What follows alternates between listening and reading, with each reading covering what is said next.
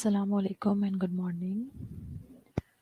अस्सलाम वालेकुम, good morning. कौन कौन स्टूडेंट ऑनलाइन है? जी जनाब, सेकेंड ईयर 3 स्टूडेंट शो हो रहे हैं मेरे पास। कौन कौन ऑनलाइन है?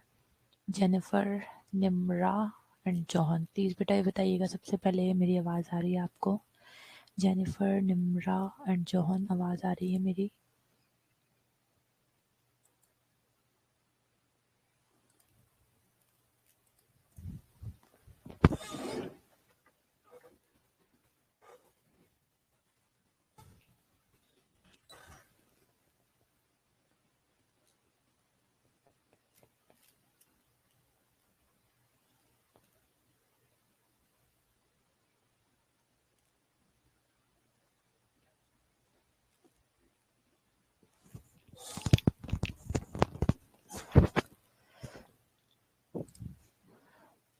गुड मॉर्निंग जेनिफ़र, निम्रा और जॉन। बेटा ये बताइए, मेरी आवाज़ आ रही है आपको? Can you hear me?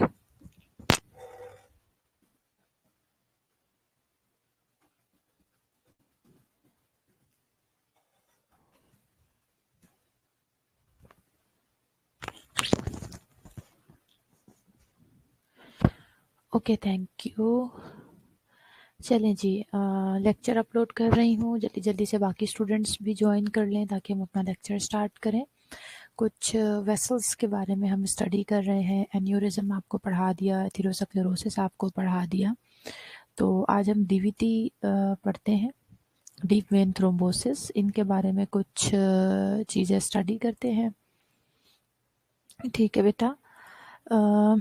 Objectives क्या है हमारे? वी विल डिफाइन डीवीटी और deep vein thrombosis, we will explain the pathophysiology and of the deep vein thrombosis, then we will enlist the risk factors and clinical manifestations of deep vein thrombosis, then we will discuss the assessment and diagnostic finding and preventive measures and complications of deep vein thrombosis, and then we will move towards the medical and nursing management of deep vein thrombosis. So deep vein thrombosis होती क्या है basically? Definition देख लेते हैं। Deep vein thrombosis or DVT, it is a basically blood clot that forms in a vein deep in the body. Most deep veins clots occur in the lower leg or thighs. If the veins swell, this condition is called thrombophlebitis. A deep vein thrombosis can break loose and cause a serious problem in the lungs called a pulmonary embolism. जो deep vein thrombosis है, नाम से समझ आ रहा है कुछ when का disorder है। बेसिकली इसमें क्या होता है कि वेन्स के अंदर ब्लड के छोटे छोटे से क्लॉट्स बन जाते हैं और ज़्यादातर ये लोअर लेग्स और थाइज में होते हैं। और अगर वेन्स उसके साथ साथ स्वेल भी हो जाएं, that condition is called thrombophlebitis. Picture में आपको नज़र आ रहा है, मैंने आपको दिखाया है, ये बात आपसे पहले भी डिस्कस की थी कि वेन्स में अल्लाह ताला ने जो है ज़ाहिर उसमें प्रेशर भी कम होता है, तो कुछ वॉल्व्स रखे हैं जो बेसिकली हमारे ब्लड की पूलिंग को जो है वो प्रिवेंट करते हैं। सो ब्लड ने एक डायरेक्शन में मूव करना है, वरना वो फ्लो बैक होना शुरू हो जाएगा। सो अगर ये तो एक नॉर्मल सिचुएशन है जिस तरह से ब्लड मूव कर रहा होता है। दूसरी पिक्चर में ये नॉर्मल सिचुएशन के साथ आपको मैंने डीवीटी शो की है। इसमें दो चीज़ें होती हैं कि जो ब्लड है जब वो क्लॉट होना शुरू हो जाता है तो जो जितनी भी वेन्स होती हैं वो ज़ाहिर है स्वेल भी करना शुरू हो जाती हैं। और इस तरह की जो ट्री मेडी सी आपको पिक्चर नज़र आ रही है, बिल्कुल इसी तरह की वेन्स भी, अगर आपने कभी डीवीटी का पेशेंट देखा हो तो बिल्कुल इसी तरह से ब्लू ब्लू कलर की उनकी वेन्स जो है ज़ाहिर है वो स्वेल कर जाती है, इसलिए ज़्यादा फूली हुई बॉडी पे होती है। डीप है बट वो फिर ऊपर स्किन से भी नज़र आना शुरू हो जाती है और इस तरह बिल्कुल टेढ़ी मेढ़ी हो जाती हैं। और जो टेढ़ी मेढ़ी होने के साथ साथ जो उनके होल्स बन जाते हैं या कॉर्नर्स में जो स्पेसेस होती है वहाँ पे ब्लड जो है जाके क्लॉट होना शुरू हो जाता है। और दूसरी सिचुएशन सिनेरियो ये है कि जो ब्लड क्लॉट्स हैं अगर ये यहाँ से वेन से डिसलॉज हो जाते हैं, वॉल से डिसलॉज हो जाते हैं, तो फिर ये ब्लड में सर्कुलेट करना शुरू कर देते हैं, मूव करना शुरू कर देते हैं। और अगर इसी तरह से मूव करते हुए, ज़ाहिर है ब्लड तो एक ही है ना बेटा बॉडी में, तो वो लंग्स या फिर हार्ट की तरफ चले जाएंगे या फिर ब्रेन में चले जाएंगे, तो ऑब्वियसली वो पल्मोनरी एम्बोलिज्म या स्ट्रोक या फिर जो है मायोकार्डियल इस्कीमिया कॉज कर सकते हैं। पैथोफिजियोलॉजी देख लेते हैं। Deep and superficial veins have valves that permit unidirectional flow back to the heart. The valves lie at the base of a segment of the veins that is expanded into a sinus. This arrangement permits the valve to open without coming into contact with the wall of the vein, permitting rapid closure when the blood starts to flow backward. Although the exact cause of venous thrombosis remains unclear, three factors known as Virchow triad are believed to play a significant role in its development. वो तीन चीज़ें क्या हैं? Stasis of blood, Venus stasis यानी blood का vessels के अंदर रुक जाना, ठहर जाना, या इतना ज़्यादा स्लो मूव करना कि ऐसा लगे कि शायद एक जो नॉर्मल स्पीड है उससे बहुत ही कम स्पीड में स्लो मूव कर रहा है। वेसल वॉल्स की इंजरी हो सकती है and altered blood coagulation, blood का जो आपको पता है जो हमारे क्लॉटिंग फैक्टर्स हैं या जो प्लेटलेट्स हैं, ये दोनों ब्लड की कोगुलेशन में इनका बहुत रोल है। सो अगर इनकी क्वांटिटी ज़्यादा हो जाती है तो भी हमारा ब्लड जो है उसका कोगुलेशन का मैकेनिज्म चेंज हो सकता है, यानी वो ज़्यादा ब्लड क्लॉट होना स्टार्ट हो सकता है। सो ये चीज़ पहले आपके साथ डिस्कस कर चुकी हूँ मैं कि जो हमारी वेन्स है, चाहे वो डीप है या सुपरफिशियल है, अल्लाह ताला ने उनके अंदर वॉल्व्स रखे हैं कि ताकि ब्लड को, वरना अदरवाइज तो देखें हम खड़े होते हैं तो हमारी बॉडी का सारा ब्लड जो है वो lower part of the body में फुट की तरफ चला जाना चाहिए, हार्ट की तरफ तो बिल्कुल भी उसे मूव ही नहीं करना चाहिए। सो ये अल्लाह ताला ने निज़ाम रखा है कि उनके अंदर वॉल्व्स मौजूद होते हैं जो जो ब्लड है उसकी फ्लो बैक जो डायरेक्शंस है जो अनडायरेक्शनल हमें रिक्वायर्ड होती है मूवमेंट उसको पॉसिबल करते हैं। सो ये अरेंजमेंट और इस तरह से ये वॉल्व बनाए गए हैं कि बेटा जब ये ओपन होते हैं तो ये कम्प्लीटली जो आपकी ब्लड वेसल की वॉल्स है, इंटरनल लेयर जो हमने पढ़ा था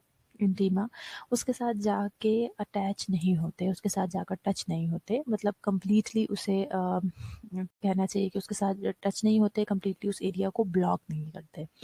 सो वो वॉल्व्स ओपन होते हैं, ब्लड जो है वो मूव करना शुरू कर देता है टूवर्ड्स द हार्ट, और उसके बाद वो जो वॉल्व्स है वो क्लोज हो जाते हैं ताकि ब्लड दोबारा से आपकी जो लेग्स हैं उनकी तरफ वापस ना आए। सो जो एग्जैक्ट मैकेनिज्म है कि ये वेन्स के अंदर थ्रोम्बस फॉर्मेशन हो जाती है, ब्लड क्लॉटिंग स्टार्ट हो जाती है, ब्लड के क्लॉट्स क्यों वेन्स के अंदर आके रुकना शुरू हो जाते हैं, उसका एग्जैक्ट मैकेनिज्म तो स्टिल अनक्लियर है। बट तीन फैक्टर जिन्हें हम विर्चाउ ट्रायड के नाम से भी जानते हैं, ये तीन चीज़ें बहुत सिग्निफिकेंट रोल प्ले करती हैं इस बेसिकली वीनस थ्रोम्बोसिस की डेवलपमेंट में। वो तीन चीज़ें आपको मैंने बता दी। स्टेसिस ऑफ द ब्लड है, यानी ब्लड बहुत स्लो मूव करेगा या रुक जाएगा वेन्स के अंदर, और कोगुलेशन बहुत ज़्यादा हो रही है। ब्लड कोगुलेशन का जो आपका क्लोटिंग फैक्टर है, प्लेटलेट्स हैं, कुछ भी रीज़न हो सकता है, आपकी ब्लड क्लॉटिंग जो मैकेनिज्म है वो ऑल्टर हुआ है। तीसरा है vessel wall injury. So at least इनमें से दो फैक्टर जो हैं, एटलीस्ट अगर वो भी मौजूद हों तो भी वीनस थ्रोम्बोसिस हो सकता है। So at least two of the factors seem to be necessary for thrombosis to occur. एक तो अगर रिड्यूस ब्लड फ्लो है, ब्लड फ्लो बहुत स्लो, ब्लड जो है बहुत स्लोली मूव कर रहा है वेन्स के अंदर, venous stasis occur when the blood flow is reduced, when veins are dilated and when skeletal muscle contraction is reduced. Damage to the intimal lining of the blood vessel creates a site for clot formation। ये बड़े discuss हमने detail में किया atherosclerosis में भी, आपको सारी मैंने इसकी फॉर्मेशन पढ़ाई कि जब ब्लड वेसल के डैमेज होता है तो उसके पास किस तरह से आके मैक्रोफेजेस जमा होना शुरू हो जाते हैं, प्लेटलेट्स आके उस इंजरी की वजह से वहाँ आके क्लॉटिंग उनकी होना शुरू हो जाती है। सो अगर ब्लड वेसल डैमेज हुई भी होगी तब भी ब्लड के जो क्लॉट फॉर्मेशन है वो बहुत ज़्यादा बढ़ जाती है। दिस इज़ अनदर चांस कि वहाँ पे वीनस थ्रोम्बोसिस बन सकता है। एक आपको रिड्यूस ब्लड फ्लो बता दिया मैंने। तीसरा फ्लेबाइटिस है, formation of a thrombus frequently accompanies phlebitis. जैसे ही वेसल के अंदर थ्रोम्बस फॉर्मेशन होती है साथ ही फ्लेबाइटिस स्टार्ट हो जाता है, जो वेन्स वो स्वेल होना शुरू हो जाती हैं, उनकी इन्फ्लामेशन होना शुरू हो जाती है, which is an inflammation of the veins wall. Risk factor कौन कौन से हैं डीप वेन थ्रोम्बोसिस में, यानी कौन कौन सी वो चीज़ें हैं या पेशेंट्स हैं, वो कंडीशंस हैं जिनमें डीप वेन थ्रोम्बोसिस होने के ज़्यादा चांसेस होते हैं। एंडोथेलियल डैमेज है, अगर जो वेसल्स हैं उनकी एंडोथेलियल लेयर है अगर वो डैमेज होती है बेटा, जैसे ट्रॉमा की वजह से किसी सर्जरी में, या पेसिंग वायर आप यूज़ कर रहे हैं वो लग जाती हैं उसको, सेंट्रल वीनस कैथेटर डले हुए हैं जिनको डायलिसिस के लिए जिनको कैथेटर्स डाले हुए हमने, लोकल वेन डैमेज जिनकी है कोई भी, और रिपीटेटिव मोशन इंजरी जिनको रिपीटेडली, जैसे अगर कोई स्पोर्ट्समैन है उनको अगर रिपीटेडली इस तरह से जो मोशन इंजरीज होती है तो ये वो लोग होते हैं जिनमें एंडोथेलियल जो हमारी लेयर है, जो वेसल वॉल है, उसको डैमेज होने के ज़्यादा चांसेस होते हैं। और obviously this is an important factor among three factor which I have discuss with you कि डीप वेन थ्रोम्बोसिस जो है वो कॉज कर सकते हैं। नेक्स्ट बेटा वीनस स्टेसिस, जो सेकंड हमने डिस्कस किया था उसमें बेटा जो लोग पेशेंट ज़ाहिर है इमोबाइल होते हैं या बेड रेस्ट होते हैं, दिस इज रियली अंडरस्टूड कि उनकी बॉडी में जो ब्लड है, ज़ाहिर है वो खुद मूव नहीं कर पा रहे हैं, तो ब्लड भी उतना अच्छे तरीके से मूव नहीं करता बॉडी में। बाकी ओबेसिटी है, हिस्ट्री ऑफ वेरिकोसाइटिस है, स्पाइनल कॉर्ड इंजरी है, एज का भी उसमें रोल है जो greater than 65 years, and coagulopathy आपके साथ पहले डिस्कस कर लिया। ऑल्टर्ड कोगुलेशन आपकी बॉडी में है, कैंसर के पेशेंट्स हो गए during pregnancy, oral contraceptive use, presence of congenital proteins in the body, and presence of anti cardiolipin antibody, बाकी एंटी थ्रोम्बिन 3 डिफिशिएंसी, पोलीसाइथीमिया, ऐसे लोग जिनका आरबीसीज की क्वांटिटी उनके ओवरऑल ब्लड में बहुत ज़्यादा होती है, उसे हम पोलीसाइथीमिया कहते हैं। और इसके अलावा सेप्टिसीमिया। ठीक है जी, तो ये वो लोग हैं, वो सिचुएशंस है, वो कंडीशंस हैं कि जिनमें डीप वेन थ्रोम्बोसिस होने के चांसेस ज़्यादा होते हैं। क्लिनिकल मैनिफेस्टेशन क्या है, साइन एंड सिम्टम डीवीटी के किस तरह के होंगे? अगर हम ज़ाहिर है मैंने आपको बताया सबसे ज़्यादा थाइस और लोअर लेग जो है उसमें ये चीज़ आपको देखने को मिलती है। सो जो लेग होगी वो स्वेलिन होगी, हैवी होगी, पेन और टेंडर होगी, स्किन डिस्कलर हो जाएगी। ठीक है, अल्सर फॉर्मेशन भी बन सकते हैं, रेड हो सकती है स्किन, और उस एरिया में वार्म सेंसेशन होगी, थोड़ा हीट अप फील होगा। सडन शार्प चेस्ट पेन हो सकता है, इसका रीज़न मैं आपको पहले बता चुकी हूँ, बिकॉज अगर वो जाके किसी कोरोनरी आर्टरी को डिसलॉज होकर कोरोनरी आर्टरी को ब्लॉक कर देगा तो ऑब्वियसली चेस्ट पेन हो सकता है। कफिंग है, अगर रेस्पिरेटरी सिस्टम को इन्वॉल्व करेगा तो शॉर्टनेस ऑफ ब्रेथ और कफिंग की कंप्लेन भी पेशेंट को हो सकती है। असेसमेंट किस तरह से करनी है? When performing the nursing assessment की concern include limb pain, a feeling of heaviness, functional impairment, ankle engorgement और oedema, difference in leg circumference bilaterally from the thighs to the ankle, यानी दोनों टांगों को कंपेयर करके देख लेते हैं कि वो किसी एक का भी सर्कमफ्रेंस चेंज है तो हमें पता लग जाएगा। और उसका सरफेस टेम्परेचर बढ़ा हुआ होगा, लेग का जो जहाँ पे वेन्स थ्रोम्बस हुई हुई है, डीवी हुआ हुआ है, वहाँ पे आप हाथ लगा के देखेंगे तो सरफेस टेम्परेचर लेग का बढ़ा हुआ होगा, पर्टिकुलरली काफ और एंकल का। एंड एरियाज ऑफ टेंडरनेस और सुपरफिशियल थ्रोम्बोसिस, जिसको हम कॉर्ड लाइक वीनस सेगमेंट कहते हैं।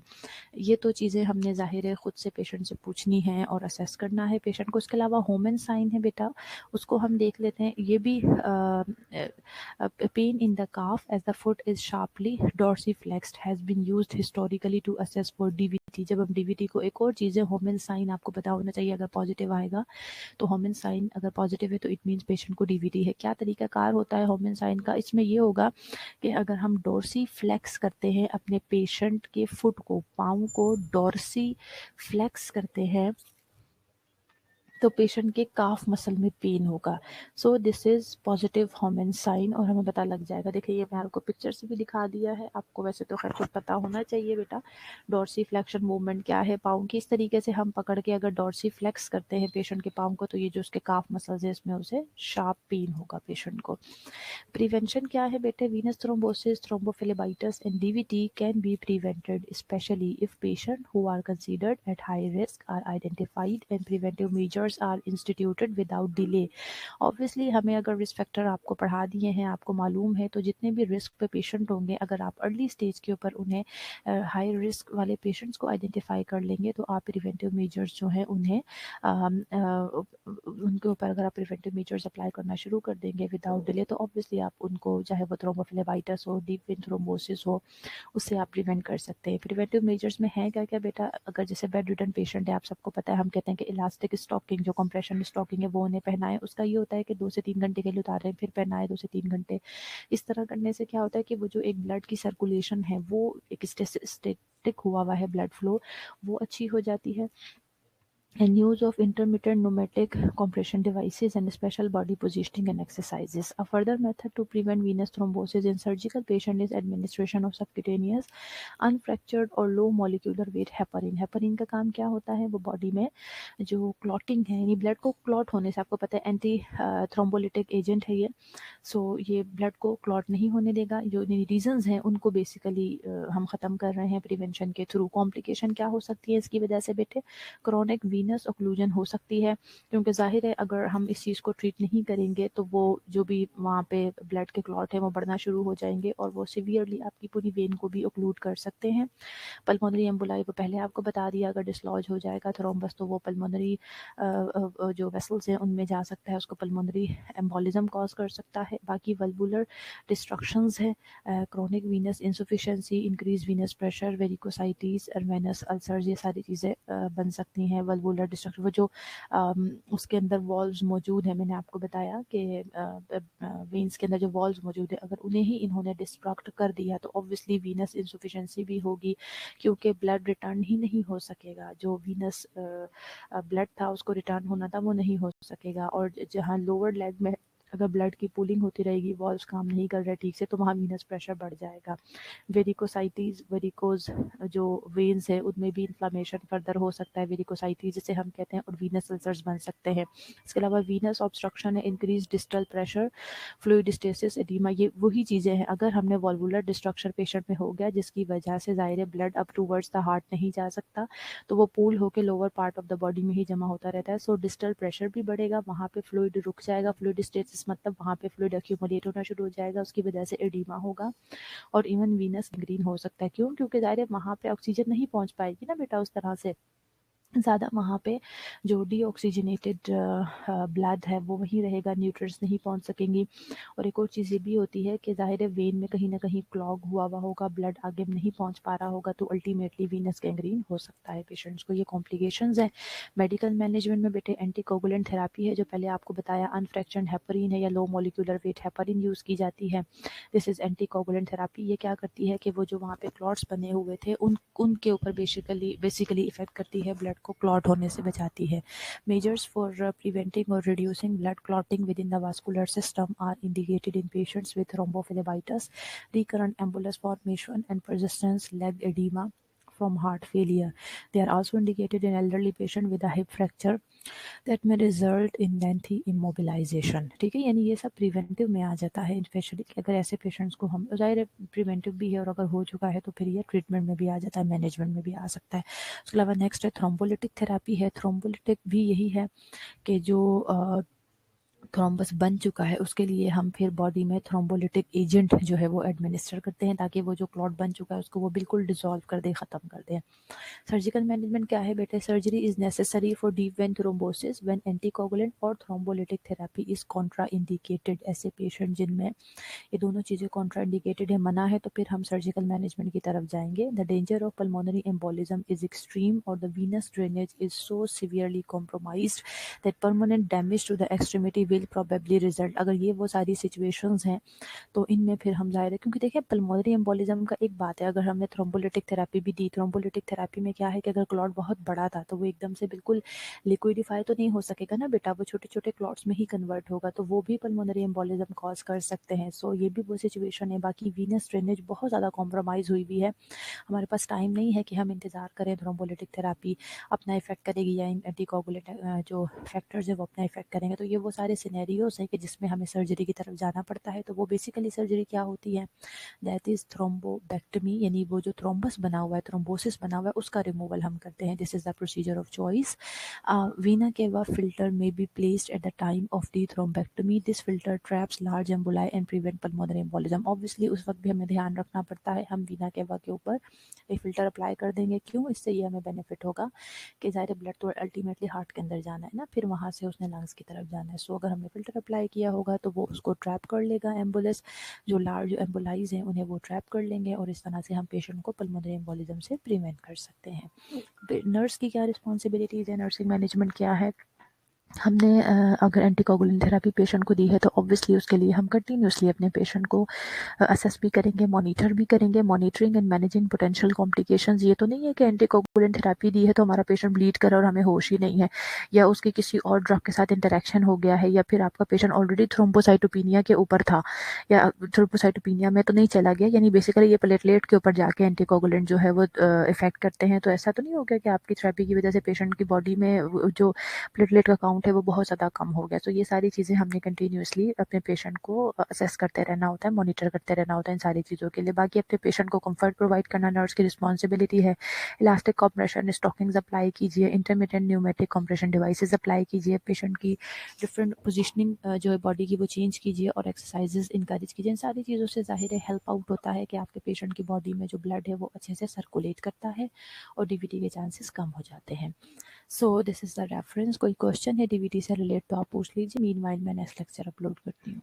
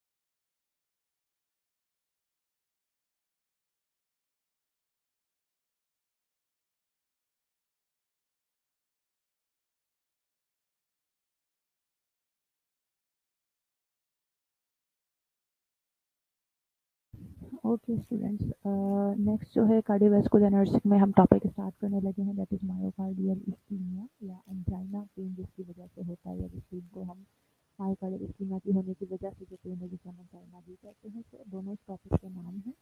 इसके हम सबसे पहले ऑब्जेक्टिव देख लेते हैं। बेटा मुझे briefly explain the coronary artery और उसकी ब्लड सप्लाई, थोड़ा सा यानी फिर एनाटॉमिकल रिव्यू है।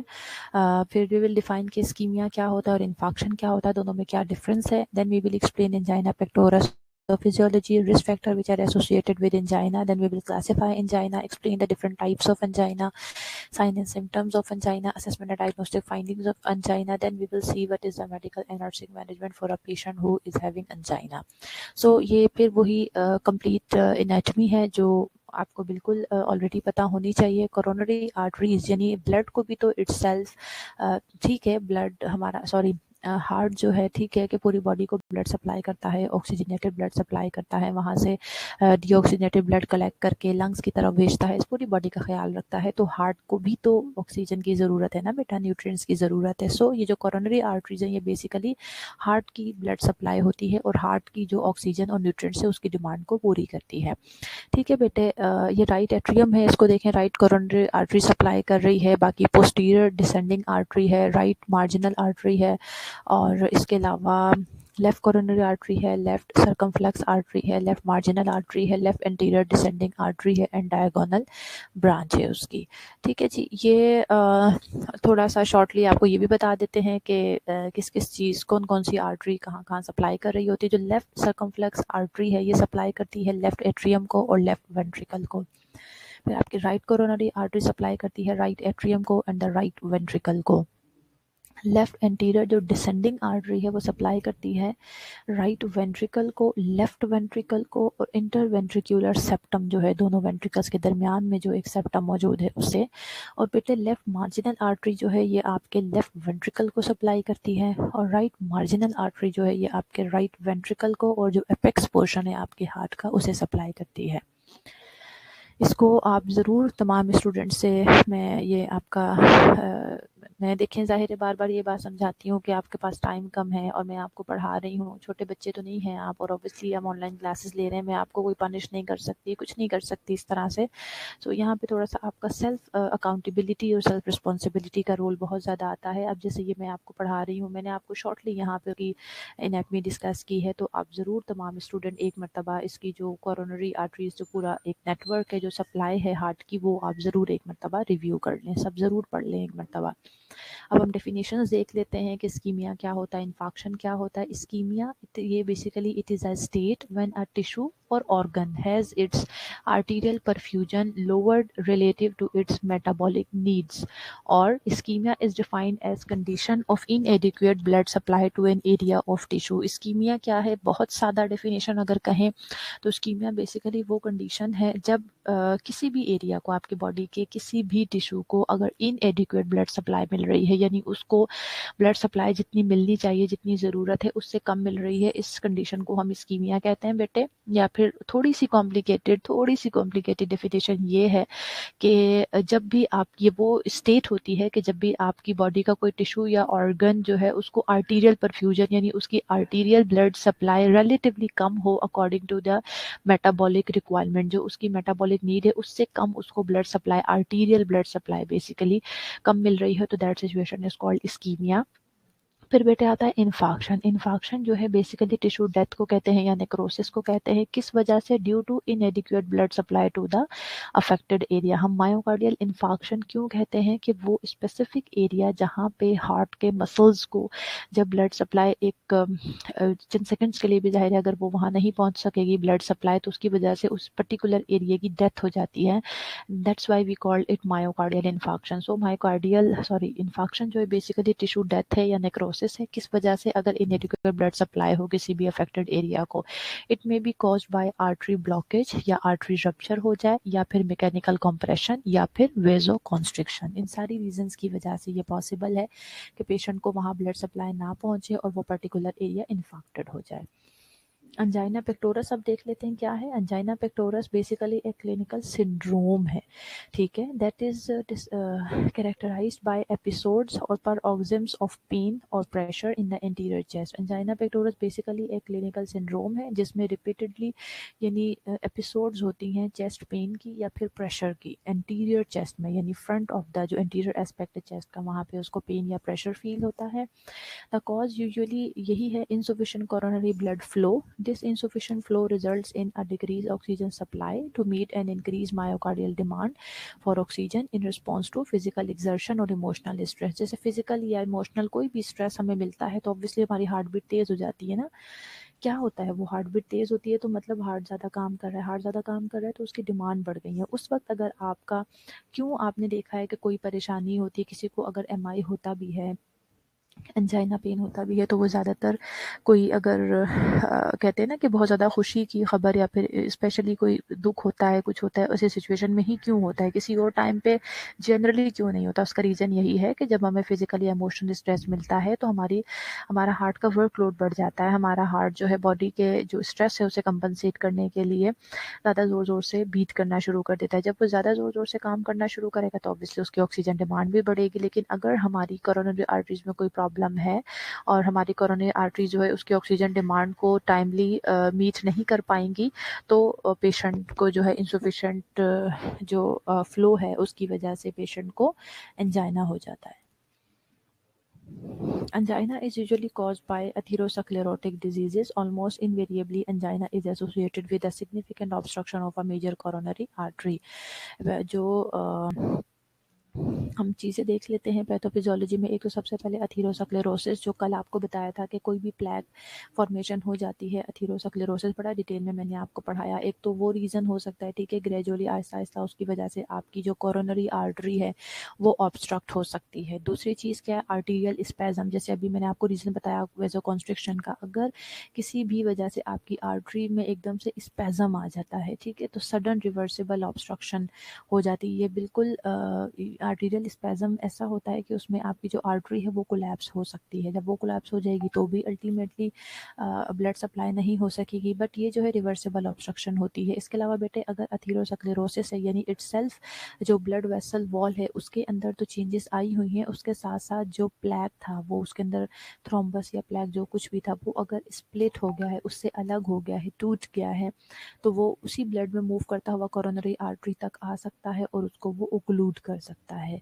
ठीक है, तो ये 3 रीजंस मैंने आपको बता दिए कि जिनकी वजह से आपकी कोरोनरी आर्टरी में ओक्लूजन हो सकती है, ऑब्स्ट्रक्शन हो सकती है। जब कोरोनरी आर्टरी में ऑब्स्ट्रक्शन होगी तो वो हार्ट को प्रॉपर्ली ब्लड सप्लाई नहीं मिलेगा। जब हार्ट को प्रॉपर्ली ब्लड सप्लाई नहीं मिलेगा तो ही that situation is called ischaemia, यानी आपके जो हार्ट के मसल सेल्स हैं उनकी ऑक्सीजन की नीड्स पूरी नहीं हो रही, हाइपोक्सिया होगा और रिड्यूस ऑक्सीजन डिमांड, जिसकी वजह से एंजाइना होगा और थ्रोम्बोलिसिस अगर हो जाता है। जैसे ऑक्सीजन की डिमांड जाहिर है पूरी नहीं हो पा रही है ना, रिड्यूस है, ऑक्सीजन की डिमांड आप पूरी नहीं कर पा रहे हैं उसकी, तो इसलिए पेशेंट को एंजाइना पेन स्टार्ट हो जाता है।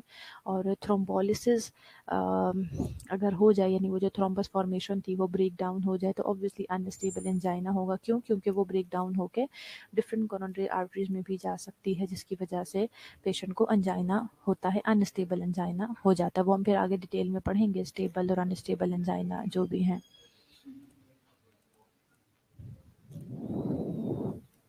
फैक्टर जो कि एसोसिएटेड है विद टिपिकल एंजाइनल पेन, उसमें सबसे पहले फिजिकल एक्सर्शन है which can precipitate an attack by increasing myocardial oxygen demand. उसके बाद है बेटा एक्सपोजर टू कोल्ड, अगर बहुत ज़्यादा ठंड में आपका एकदम से एक्सपोजर होता है जिसकी वजह से, अगर आप बहुत ज़्यादा सर्दी में जाते हैं तो क्या होता है, वो जो कॉन्स्ट्रिक्शन होती है ना, हीट बॉडी का मैकेनिज्म है ये कि वो हीट को लॉस से बचाने के लिए वेजो कॉन्स्ट्रिक्शन स्टार्ट कर देती है कि हीट जो है बॉडी के अंदर ही रहे। सो जाहिर है वेजो कॉन्स्ट्रिक्शन होगी और एलिवेटेड ब्लड वेजो कॉन्स्ट्रिक्शन होने की वजह से ब्लड प्रेशर भी रेज करेगा विच इंक्रीजेज द ऑक्सीजन डिमांड, और आपकी बॉडी ऑक्सीजन डिमांड नहीं पूरी कर सकती, इसलिए एंजाइना पेन होता है।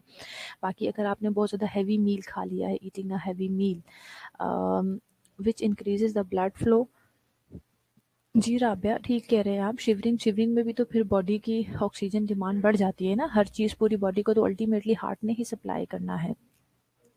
अच्छा, eating a heavy meal which increases the blood flow to the mesenteric area for digestion. आप बहुत ज़्यादा खाना खा लेते हैं तो ऑब्वियसली बहुत ज़्यादा खाना डाइजेस्ट करने के लिए जो मेजेंट्रिक एरिया है उसको ही तो ब्लड फ्लो चाहिए होगा ना, ज़्यादा डाइजेशन करने के लिए। जब वहाँ ज़्यादा ब्लड जाना शुरू हो जाता है तो आपके जो हार्ट मसल्स हैं उन्हें कम ब्लड सप्लाई मिलती है, उनकी तरफ ब्लड सप्लाई रिड्यूस हो जाती है। और अगर सिवियरली कॉम्प्रोमाइज हार्ट होगा तो शंटिंग, ये जो शंटिंग हुई है ब्लड की from the heart towards the digestion, it can be sufficient to induce an anginal pain. इसके अलावा बेटे स्ट्रेस है, कोई भी इमोशन प्रोवोकिंग सिचुएशंस है, it causes the release of adrenaline and increase in blood pressure which may accelerate the heart rate and increase the myocardial workload. जब myocardial workload बढ़ जाएगा लेकिन उसकी रिक्वायरमेंट पूरी नहीं हो सकेंगी तो अल्टीमेटली इट में lead towards anginal pain. Atypical angina is not associated with the listed factor, it may occur at rest. ये भी याद रखें कि एटिपिकल एंजाइना जो है वो सिर्फ इन फैक्टर्स से ही रिलेटेड नहीं है बल्कि वो एट रेस्ट भी हो सकता है। अच्छा जी, activity evoking angina, limits to activity.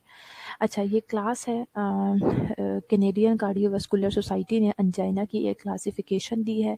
Class 1, 2, 3 and 4 है। अगर प्रोलॉन्ग एक्सर्शन होती है, ठीक है, और प्रोलॉन्ग एक्सर्शन के बाद भी आपको कोई इस तरह की मतलब लिमिट्स टू एक्टिविटी, कोई ऐसा प्रॉब्लम नहीं आता, कुछ नहीं है, तो इट मीन्स आप क्लास 1 के अंदर फॉल कर रहे हैं। और अगर आप वॉक कर रहे हैं, तकरीबन आपने जो है ग्रेटर देन 2 ब्लॉक्स वॉक की है, तब आपको स्लाइट सा पेन फील हुआ है या फिर आपकी एक्टिविटी, आपको ज़ाहिर पेन होगा तो आपको लिमिट करनी पड़ेगी ना अपनी एक्टिविटी। स्लाइटली अगर आपको उसे लिमिट करना पड़ा है तो that would come under class 2। इसी तरह से क्लास 3 है कि अगर आपने वॉक किया है लेस देन 2 ब्लॉक, उसी में आपको पेन होना शुरू हो गया या आपको अपनी मार्क्सली एक्टिविटी को लिमिट करना पड़ गया है, that would come under class 3। And class 4 में यानी मिनिमल या फिर रेस्टिंग पोजीशन पर भी एंजाइनल पेन हो रहा है, ठीक है, so that is severe case. ये कैनेडियन कार्डियोवास्कुलर सोसाइटी की क्लासिफिकेशन है एंजाइना की।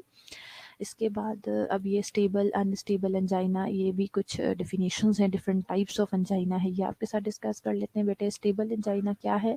ये प्रिडिक्टेबल है एंड कंसिस्टेंट पेन है that occurs on exertion and is relieve by rest. Stable है ना, मतलब ऑब्वियसली सी बात है, वी कैन प्रिडिक्ट इट, और ये कंसिस्टेंट पेन होता है, एक्सर्शन पे बढ़ जाएगा, रेस्ट से रिलीव हो जाएगा, that is a stable angina. Unstable angina, इसको हम प्री इन्फॉक्शन एंजाइना भी कहते हैं। इसमें क्या होता है बेटे, सिम्टम बहुत जल्दी आ जाते हैं और ज़्यादा देर तक रहते हैं then the stable angina. Stable के मुकाबले में अनस्टेबल एंजाइना में बड़ी फ्रीक्वेंट सिम्टम्स आते हैं, बार बार आ सकते हैं और बहुत देर तक रहते हैं। The threshold for pain is lower and pain may occur at rest, this is unstable angina.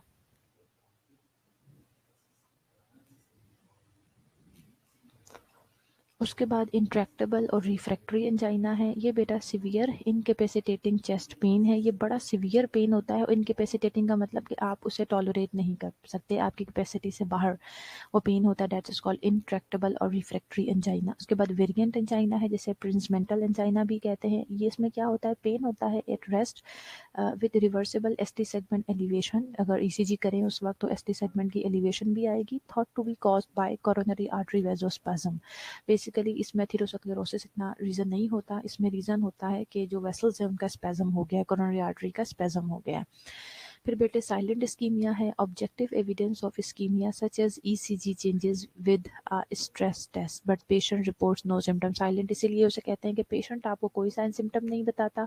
हाँ, वो जो आप स्ट्रेस टेस्ट करवाते हैं ना, रनिंग करवाते हुए ईसीजी लेते हैं पेशेंट की, तो स्ट्रेस टेस्ट करते वक्त ईसीजी में आपको चेंजेस नज़र आएंगी, इस्कीमिया नज़र आएगा, लेकिन उसके अलावा आपका पेशेंट आपको नहीं बताएगा। जो मोस्ट इंपॉर्टेंट हैं, जो चीज़ें आ सकती हैं याद रखने की चीज़ें, बेटा आपको स्टेबल, अनस्टेबल और साइलेंट इस्कीमिया, इन तीनों चीज़ों के बारे में अच्छे से डेफिनेशन आनी चाहिए। बाकी जो हर चीज़ के नाम आपको मैंने बताए हैं, जैसे इंट्रैक्टेबल का रिफ्रैक्टरी एंजाइना भी नाम है, इस तरह की चीज़ें एमसीक्यूज़ में आ सकती हैं। वेरिएंट एंजाइना का सेकंड नाम आपको बताया, इस तरह की चीज़ें एमसीक्यूज़ में आ सकती हैं। क्लिनिकल मैनिफेस्टेशन क्या है, पेशेंट को क्या होगा बेटा, डिज्निया यानी शॉर्टनेस ऑफ ब्रेथ होगी, this is really understood. Heart उस तरह से काम नहीं कर पा रहा है तो डिज़निया तो होगा ही, क्योंकि हार्ट ने ही आगे जो है सप्लाई करना है टूवर्ड्स द लंग्स, ऑक्सीजनेशन करवानी है। सो डिज़निया है, शॉर्टनेस ऑफ ब्रेथ है, स्वेटिंग, डायाफोरोसिस, फेंटनेस, पेशेंट बेहोश हो सकता है, पल्पिटेशन यानी बहुत तेज़ तेज़ उसकी जो है हार्ट बीट बहुत ज़्यादा हो जाएगी, डिजीनेस, चक्कर आना और इनडाइजेस्टिव डिस्टर्बेंसेस हो सकती हैं। ठीक है, और बाकी ये जो मेन जो हार्ट अटैक की तरफ या मायोकार्डियल हिस्कीमिया के जो एक साइन सिम्टम्स होते हैं, यानी लेफ्ट साइड पे आपकी आर्म, नेक, जॉ में पेन होता है, चेस्ट पेन होता है।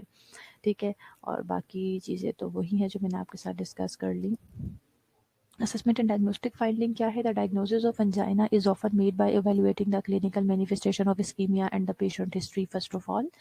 उसके बाद 12 लीड ECG और ब्लड लेबोरेटरी वैल्यूज़ हम करवा लेते हैं। पेशेंट में अंडरगो एन एक्सरसाइज और फार्माकोलॉजिक स्ट्रेस, जो पहले आपको बताया कि एक्सरसाइज टॉलरेंस टेस्ट हम करवा लेते हैं, जिसमें हार्ट को कंटिन्यूसली ECG के बाद मॉनिटर करते रहते हैं, या इकोग्राम के ऊपर, या फिर दोनों चीज़ें करनी पड़ सकती हैं। बाकी care is believe result from coronary artery disease. Cadis coronary artery disease is believed to result from inflammation of the arterial endothelium.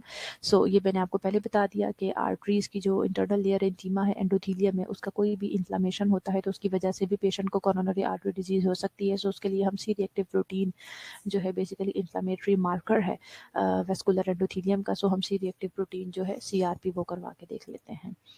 Medical management क्या है बेटे? ऑब्जेक्टिव मेडिकल मैनेजमेंट का यही है कि हम अंजाइना जो हो गया है पेशेंट को, कि हम डिक्रीज करें oxygen demand of the myocardium और इंक्रीज करें ऑक्सीजन सप्लाई। जाहिर है प्रॉब्लम तो यही था ना, हम फुलफिल नहीं कर पा रहे थे, तो ऑक्सीजन सप्लाई बढ़ाएं और मायोकार्डियम की जो डिमांड है वो ज़्यादा हो चुकी है, उसे हम कम करें। Medically these objective are met through pharmacologic therapy and control of risk factor.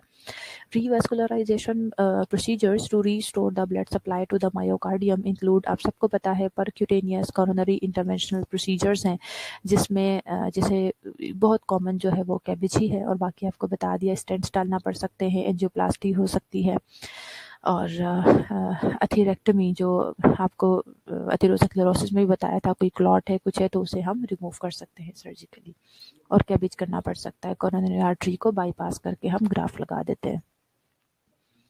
Pharmacologic में मेडिकेशंस में क्या है बेटा? नाइट्रेट्स देने होते हैं, ये मोस्ट कॉमनली यूज ड्रग है एंजाइना के लिए। करते क्या है बेसिकली नाइट्रेट्स?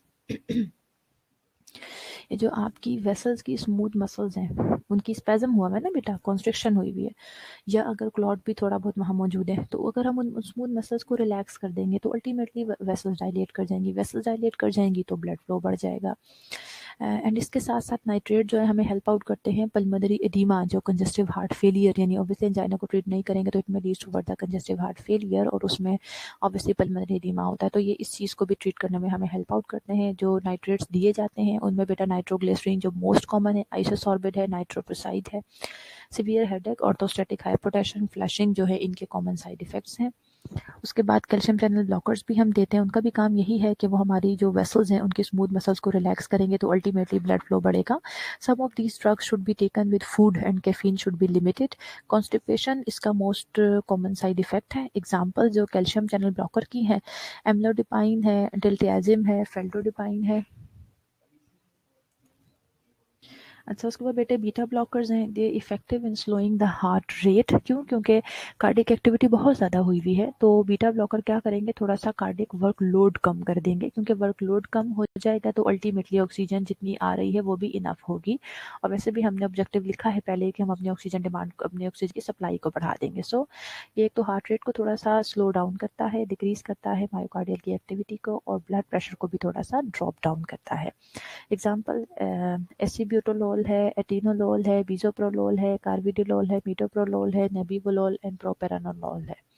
उसके बाद एंटीप्लेटलेट और एंटीकोगुलेंट मेडिकेशंस है, इनका सेम वही रोल है जो हम पिछले लेक्चर में डीवीडी में भी डिस्कस कर चुके हैं। एंटीप्लेटलेट मेडिकेशन एडमिनिस्टर की जाती है ताकि हम प्लेटलेट की एग्रेशन को, प्लेटलेट जो जाके वहाँ जमा हो रहे हैं क्लॉट बना सकते हैं, उससे प्रिवेंट करें। और जाहिर है जब प्लेटलेट एग्रेशन होगी तो ब्लड भी कम, ब्लड फ्लो में भी प्रॉब्लम होगी। सो अल्टीमेटली इसलिए हमें एंटीकोगुलेंट या एंटीप्लेटलेट थेरापी देनी पड़ती है। हेपरिन, एस्पिरिन एंड क्लोपिडोग्रिल जो है ये मेडिसिन है क्लोपिडोग्रेल उन पेशेंट्स को दी जाती है जो कि एस्पिरिन से एलर्जिक होते हैं, वरना यूजुअली हेपरिन और एस्पिरिन ही यूज़ की जाती है। और उसके अलावा ऑक्सीजन एडमिनिस्ट्रेशन है, क्योंकि ऑक्सीजन सप्लाई तो हमें बढ़ानी है अपने पेशेंट की। नर्स ने क्या क्या करना है नर्सिंग मैनेजमेंट में? बेटा सबसे पहले ट्रीटिंग एंजाइना में नर्स का क्या रोल है? The nurse should instruct the patient to stop all activities and sit or rest in bed in a semi-fowler position when they experience angina. Administer nitroglycerin sublingually. इसके अलावा anxiety reduce करें, exploring implications that the diagnosis has for the patient and providing information about the illness, उसकी treatment and method for preventing its progression toward important nursing intervention. Obviously अगर आप अपने patient को guide करके उसके साथ interventions करेंगे तो ऑब्वियसली उसकी एंजाइटी रिड्यूस होगी, और एंजाइटी रिड्यूस करना ज़रूरी है ऐसे पेशेंट्स की। ठीक है बेटे। अच्छा, उसके बाद आ जाता है प्रिवेंटिंग पेन। द नर्स, देखें पेन तो बड़ी ही मैं आपको बताती हूँ कि जो पेन है वो बड़ी इंपॉर्टेंट चीज़ है, आपका फिफ्थ वाइटल साइन है, आप पेशेंट को इस तरह से नहीं छोड़ सकते। सो ऑब्वियसली जो पेन है उसको भी आपको सबसे आपकी प्रायोरिटी है, जाहिर है कि आपने रिलीज करवाना है पेशेंट का pain. The nurse reviews the assessment finding, identifies the level of activity that causes the patient pain and plan the patient's activities accordingly। देखेगी जी बेटा, मैं आपके क्वेश्चंस का आंसर देती हूँ, ज़रा ये कंप्लीट कर लूँ। पेशेंट के जो है आपको देखना पड़ेगा कि क्या ऐसी एक्टिविटीज़ है, क्या चीज़ें हैं जिनकी वजह से जो है आपका पेशेंट को पेन हो रहा है, तो उन एक्टिविटीज़ को वो लिमिट करेगी। डिक्रीजिंग ऑक्सीजन डिमांड, उसके लिए यही है कि आप एक्टिविटीज़ और रेस्ट को बैलेंस करें, तो ही आप उसकी ऑक्सीजन डिमांड को कम कर सकते हैं। और इसके लिए ज़ाहिर है अपने पेशेंट फैमिली मेम्बर उनका एजुकेशन, उनको एजुकेट करना बहुत ज़्यादा ज़रूरी है। उन्हें बताना है कि जी इनको इतनी ज़्यादा एक्टिविटी करना ठीक नहीं है, इनको बैलेंस मेंटेन रखना पड़ेगा एक्टिविटी और रेस्ट के दरमियान, ताकि इनकी बॉडी की ऑक्सीजन डिमांड कम हो जाए, हार्ट की ऑक्सीजन डिमांड कम हो जाए। जी राबिया, डिस्प्रिन एंड एस्प्रिन जो है वो बिल्कुल एक ही ड्रग है, उसी का जेनेरिक नेम है एस्प्रिन। ठीक है।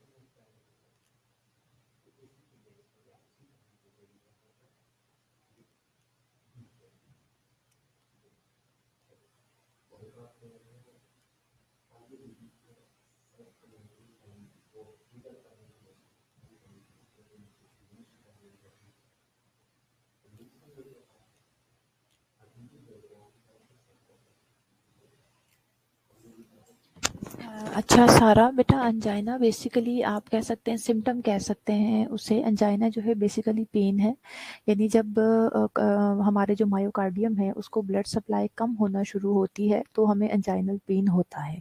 ठीक है, लेकिन अंजाइना को हम हार्ट अटैक नहीं कह सकते। हार्ट अटैक उस वक्त होता है जब पर्टिकुलर आपकी जो कोरोनरी आर्टरी है, कोई एक कोरोनरी आर्टरी, उसके अंदर कुछ आके, जैसे कोई प्लैक आके फंस जाए या क्लॉट फॉर्मेशन हो जाए, वो आके अगर उसे ब्लॉक कर दे और जो ब्लड सप्लाई है वो कम्प्लीटली उस कोरोनरी आर्टरी से ब्लड सप्लाई स्टॉप हो जाए, that situation is called heart attack. वरना अंजाइना में कम्प्लीटली ब्लॉकेज नहीं होता। अंजाइना में बेसिकली इनसफिशिएंट ब्लड सप्लाई की वजह से पेन स्टार्ट हो, यानी इनिशियल जो चीज़ है वो अंजाइना है विच में लीड टूवर्ड्स हार्ट अटैक। दोनों स्टूडेंट्स को क्लियर हो गया अपना जो आपने क्वेश्चन किया था बेटे मुझसे? ओके जी, this is the reference. I think यहाँ स्टॉप कर लेते हैं, क्योंकि नेक्स्ट लेक्चर स्टार्ट भी किया तो वो फिर हो नहीं सकेगा। चलिए, कोई क्वेश्चन है आपका इन दोनों टॉपिक से रिलेटेड तो मुझसे पूछ लीजिए, और अटेंडेंस मार्क करवा लें तमाम स्टूडेंट्स।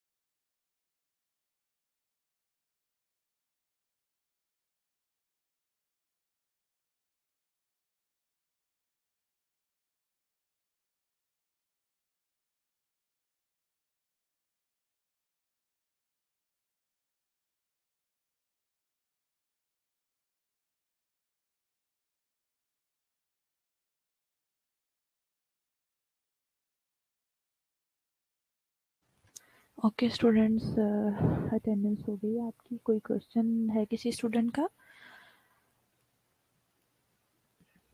अंजाइना और डीवीटी हमने 2 टॉपिक्स आज कवर किए हैं। किसी स्टूडेंट का कोई क्वेश्चन है इससे रिलेटेड या चीज़ें क्लियर हैं?